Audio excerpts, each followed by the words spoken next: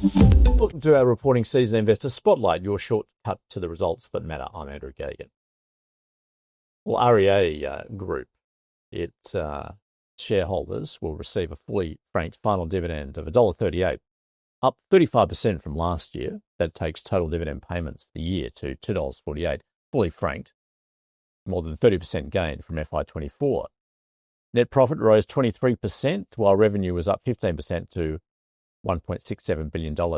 And REA's Indian market is growing also, revenue jumping there 125% to $129 million.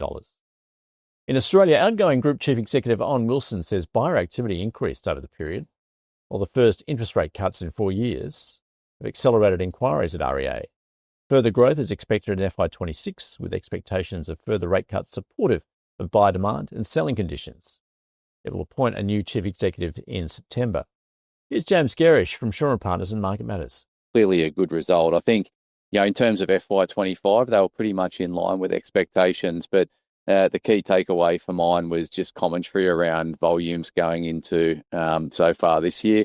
Momentum is strong. They're talking up a big game around what interest rate cuts will do for their volumes. They've managed to pay down about $200 million of debt during FY25. They've got net cash on the balance sheet of over $400 million. So they're talking a big game. I guess what I'd caution around that is that they're now going through a CEO replacement process, and we've also got the approval for CoStar to take out Domain. So Domain is now going to be backed by a lot more heeled supporter, and it's going to be a case where how does REA navigate a new competitive landscape under a new CEO, etc. So now, elsewhere, News Corp, which has a majority shareholding in REA Group, has posted a 2% rise in full-year revenue of $8.5 billion thanks to a record year at REA and Dow Jones. Net income from continuing operations, excluding the sale of Foxtel,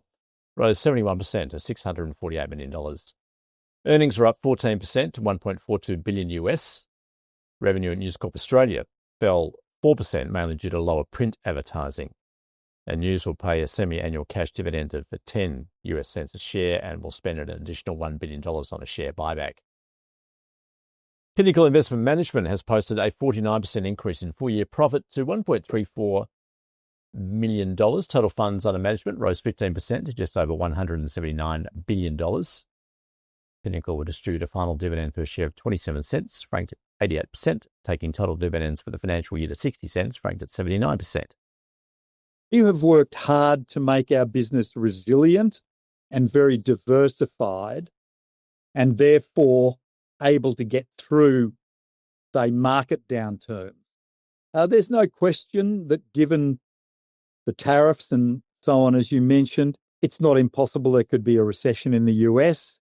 This would not be good for markets. I'm not in the business of predicting those things. As I said, as long as I've been in this business, which is decades, there've always been things to worry about. And it's a bigger mistake to not be invested than it is to, be invested. Let's turn to the broker moves, and they've lifted their price target for Credit Corp in the wake of its strong full-year results. Jefferies upgrading it to $19.65 from $18.80 with a buy rating, while Morningstar raising its fair value by 8% to $17.30. Morgan Stanley expects CommBank's FY25 results on the 13th of August to be solid, with a focus on revenue growth and margins. The bank will recognise $130 million in notable items in the second half, comprising $45 million from Bankwest restructuring and $85 million for remediation. Though the broker sees the cost unlikely to affect investor sentiment or the share price. It has an underweight rating on the stock with a target price of $129. On the flip side, despite operational strength, Ords sees extreme valuation risk with CommBank, with a sell rating and a $105 target price.